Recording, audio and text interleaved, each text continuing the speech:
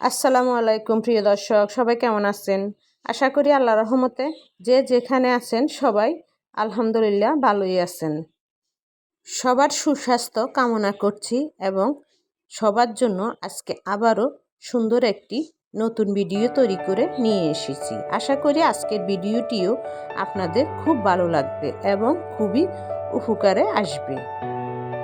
আমি আজকে আপনাদেরকে তৈরি করে দেখাবো আমার এবারের ঈদের যে স্পেশাল আইটেমটি আমি নিজের আত্মীয় স্বজন এবং মেহমানদেরকে খাইয়েছি এবং সবাই খেয়ে খুব প্রশংসা করেছে, সেই আইটেমটি আজকে আমি আপনাদেরকে রান্না করে দেখাবো।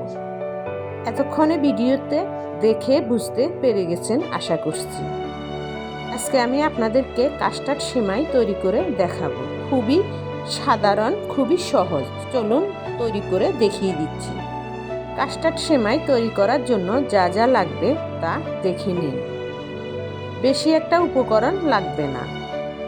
এখানে যে কয়টি উপকরণ আপনাদেরকে দেখাচ্ছি ঠিক এই কয়টি উপকরণ লাগবে। একে একে সবগুলোর নাম বলে দিচ্ছি। বড় বড় শক্ত শক্ত এই ধরনের খেজুর লাগবে, শুকনো খেজুর। চিনি লাগবে পরিমাণ মতো, দুধের গুঁড়ি লাগবে এবং বাদাম লাগবে। এই বাদামটাকে একেবারে ভেঙে ছোট ছোট করে নেব। এই বাদামটি না থাকলে আপনারা যে কোনো বাদাম ব্যবহার করতে পারবেন, কিন্তু এই বাদামটি ব্যবহার করলে সেমাইটা খুব দারুণ লাগে। এই বাদামটাতে সুন্দর একটি গ্রান আছে এবং সবাই খুব পছন্দ করে। আমি চেষ্টা করি সবসময় এই বাদাম দিয়ে সেমাই বা অন্যান্য নাস্তা রান্না করতে। আমার কাছে খুব ভালোই লাগে। কাস্টার্ড সেমাই, তাই কাস্টার্ডের গুঁড়ো লাগবে। সেমাই লাগবে 1 প্যাকেট। আরও যা যা থাকছে তা ভিডিওটি দেখলে বুঝতে পারবেন। এই জন্য আপনাদেরকে সম্পূর্ণ ভিডিওটি দেখতে হবে। কাস্টার্ডের মধ্যে পরিমাণ মতো পানি ঢেলে দিচ্ছি এবং পানি দিয়ে কাস্টার্ডটাকে আগের থেকে গুলিয়ে নেব। এভাবে কাস্টার্ডটাকে ঠান্ডা পানি দিয়ে গুলিয়ে অন্তত 20 মিনিটের মতো রেখে দেব। তাহলে রান্না করার সময় কাস্টার্ড গরম পানিতে বা দুধের মধ্যে দলা পেকে যাবে না। কাস্টার্ডটাকে এভাবে গুলিয়ে রেখে দিয়ে আমি অন্যান্য কাজগুলো এদিকে সেরে নেব। যেমন বাদামটাকে একেবারে ছোট ছোট করে কেটে নিতে হবে এবং খেজুরকে লম্বালম্বিভাবে পাতলা পাতলা করে কেটে নিতে হবে। প্রস্তুত প্রণালীর কাজগুলো আগেভাগে সেরে নিচ্ছি। আমি আজকে যে সেমাইটি নিয়েছি, শুধু যে এই সেমাইটাই লাগবে তা এমন নয়, যে কোনো সেমাই দিয়ে এই রান্নাটি তৈরি করতে পারবেন। চুলায় 1/2 কেজির মতো তরল দুধ দিয়ে দিয়েছি। তরল দুধ বলতে এখানে গরুর দুধকে বুঝিয়েছি। আমি আজকে এখানে গরুর দুধ বলতে মিল্কভিটা দুধটা ব্যবহার করেছি। দুধটাকে আরও গাঢ় করার জন্য এখানে 3 চামচের মতো পাউডার মিল্ক ব্যবহার করেছি। পরিমাণটা আমার ঠিকঠাক আছে। 1/2 কেজি তরল দুধের সাথে 3 চামচ বা 4 চামচের মতো গুঁড়ো দুধ ব্যবহার করলে দুধটা একেবারে গাঢ় হয়ে যাবে। দুধটা যখন পুরোপুরি গরম হয়ে যাবে তখন পরিমাণ মতো চিনি দিয়ে দেব। চিনিটা ইচ্ছে মতো, যার যেমন পছন্দ। আমি তরকারিতে যেমন জাল খেতে পছন্দ করি, তেমনি ডেজার্ট আইটেমে মিষ্টি খেতেও খুব পছন্দ করি। এই জন্য চিনির পরিমাণটা একটু বাড়িয়ে দিয়েছি। আপনারা চাইলে আপনাদের ইচ্ছে মতো চিনি ব্যবহার করতে পারবেন। আর ডেজার্ট আইটেমে একটু মিষ্টিটা বেশি হলে খুব ভালো লাগে, যদিও এটি ক্ষতিকর। তাই বলছি, যাদের বেশি চিনি খেলে ক্ষতি হয় তাদের প্রয়োজন অনুযায়ী চিনিটা ব্যবহার করবেন। চিনির ডেজার্টে অনেকে লবণ ব্যবহার করে না, কিন্তু হালকা একটু লবণ ব্যবহার করলে চিনির টেস্টটা অনেক বেড়ে যায়।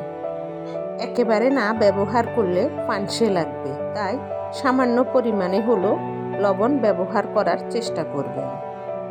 দুধটা যখন ভালোভাবে বলক এসে পড়বে তখন আগে থেকে গুলিয়ে রাখা কাস্টার্ড পাউডারটা আবারও একটু গুলিয়ে নেবেন, না হলে নিচে বসে থাকবে। এবং আস্তে আস্তে ঢেলে দেওয়ার চেষ্টা করবেন। কাস্টার্ড ঢেলে দেওয়ার সাথে সাথে আপনাকে নাড়তে হবে, না হলে কাস্টার্ডটা দুধের নিচে দলা পেকে যাবে। এই সময় খুব ভালোভাবে নাড়তে হবে এবং 2-3টে বলক আসা পর্যন্ত অপেক্ষা করতে হবে। 2-3টে বলক আসলে কাস্টার্ডটা একেবারে পুরোপুরি রান্না হয়ে যাবে এবং এর ঘনত্বটা খুব বেড়ে যাবে। আপনারা দেখে বুঝতে পারছেন এর ঘনত্ব কেমন হবে।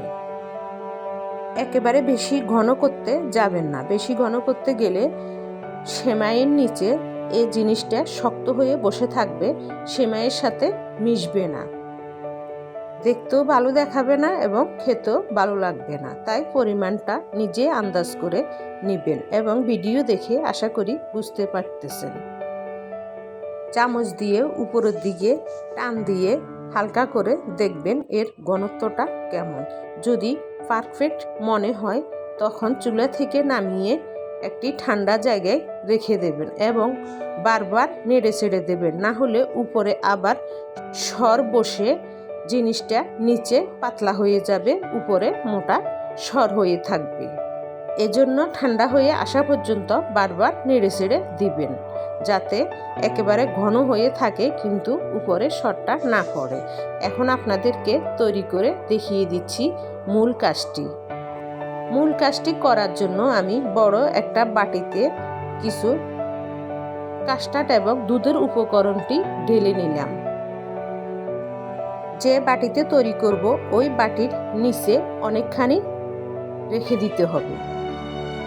তারপর এরকম একটি সেমাইয়ের প্যাকেট থেকে কিছুটা সেমাই চতুর্দিকে ছড়িয়ে ছিটিয়ে একটা বাগে সেমাইকে এভাবে দিয়ে দিতে হবে। আমি এখানে 3-4 ধাপে সেমাই ব্যবহার করব, এজন্য অনেকটা জায়গা খালি রেখেছি। যখন একবার সেমাই দেওয়া হয়ে যাবে তার উপর দিয়ে আগে থেকে কুচি করে রাখা কিছু খেজুরের স্লাইস দিয়ে দেব এবং বাদাম ভেঙে রেখেছিলাম ওই বাদামের কিছুটা অংশ এখানে দিয়ে দেব। কিশমিশটা এখন ব্যবহার করছি না, কারণ কিশমিশটা এখন ব্যবহার করলে কিশমিশটা গলে গিয়ে নিচে নরম হয়ে টক হয়ে থাকবে, আর কিশমিশ বেশি নরম হয়ে গেলে সেমাইয়ের স্বাদটা নষ্ট হয়ে যায়, কিশমিশটা গলে গিয়ে টক হয়ে যায়। কিশমিশের এই টকটা খুব বাজে লাগে, তাই আমি কিশমিশটা উপরে শুকনো অবস্থায় ছিটিয়ে দেব, যাতে করে ফুলে টক না বের হতে পারে। এই পর্যায়ে আরও একবার তরল উপকরণটি দিয়ে দিলাম। আগের উপকরণের ভাগগুলো যখন ডেকে যাবে তখন আবারও সেমাই দিতে থাকব, ঠিক আগের মতোই সেমাই দিয়ে পুরো কাস্টার্ডটা ডেকে দেব। এভাবে মূল কাজটি করে নেব। আপনারা আশা করি দেখে বুঝে নিয়েছেন। আগের মতো সেমাইটাকে এভাবে দিয়ে তারপর আবার খেজুর বিছিয়ে দেব এবং বাদাম কুচি দিয়ে দেব। বাটি যত বড় হবে ততটা ভাগে আপনি ভাগ করে নিয়ে এভাবে এক এক ভাগ এভাবে সাজিয়ে নেবেন। সম্পূর্ণটা দেওয়া হয়ে গেলে তারপর সেমাইয়ের উপরে স্লাইস করা খেজুর, বাদাম, তারপরে কিশমিশ ব্যবহার করবেন দেখতে সুন্দর লাগার জন্য। আরও সুন্দর দেখানোর জন্য আপনি চাইলে উপর দিয়ে একটু রুয়াবজা দিয়েও ডিজাইন করে দিতে পারেন, যাতে জিনিসটা দেখতে খুবই সুন্দর লাগে। যে জিনিস দেখতে সুন্দর ও জিনিস খেতেও খুব ভালো লাগে। পরিবেশনটা আপনি আপনার মনের মতো করে নিতে পারেন। আশা করি আজকের এই সহজ ভিডিওটি আপনাদের কাছে খুব সহজ মনে হয়েছে এবং হালকা উপকরণের মধ্যে সুন্দর একটি ডেজার্ট তৈরির আইডিয়া পেয়ে গেছেন। এবারের ঈদে আমার এই স্পেশাল আইটেমটি সবাই খুব প্রশংসা করেছে, সবাই খেয়ে খুব মজা পেয়েছে। আর সবার প্রশংসা শুনে আমি ভাবলাম একা কেন আমি এই প্রশংসা অর্জন করব, আমার ভিউয়ার্সেরা যাতে এই ডেজার্টটি তৈরি করে নিজেরাও খেতে পারেন এবং নিজের আত্মীয় স্বজনকে আমার মতো খাওয়াতে পারেন। আশা করি আপনাদের খুব উপকার আসবে। যদি এতটুকু উপকারে এসে থাকে তাহলে আমার চ্যানেলটি সাবস্ক্রাইব করে দিবেন দয়া করে। আর যদি ফেসবুক পেজ থেকে দেখে থাকেন তাহলে অবশ্যই ফেসবুক পেজে একটি ফলো দিয়ে যাবেন। আর কমেন্টে জানিয়ে যাবেন এই ভিডিওটি কেমন লেগেছে। আপনাদের একটি লাইক, একটি কমেন্ট, একটি ফলো আমাকে অনেক দূরে এগিয়ে নিয়ে যেতে সাহায্য করবে। আমি আরও সুন্দর সুন্দর ভিডিও বানাতে উৎসাহ পাবো। আপনারা কে কী ধরনের ভিডিও দেখতে চান আমাকে কমেন্টের মাধ্যমে জানাতে পারেন। আমি চেষ্টা করব আপনাদের মনের মতো রেসিপি তৈরি করে আপনাদেরকে দেখানোর জন্য। আজকের মতো এই পর্যন্ত। সবাই ভালো থাকবেন। ফিরে আসবো আবার নতুন কোনো ভিডিও নিয়ে, নতুন কোনো রেসিপি নিয়ে ফিরে আসবো আবার ইনশাআল্লাহ। সে পর্যন্ত সবাই ভালো থাকবেন। আজকের মতো আল্লাহ হাফেজ।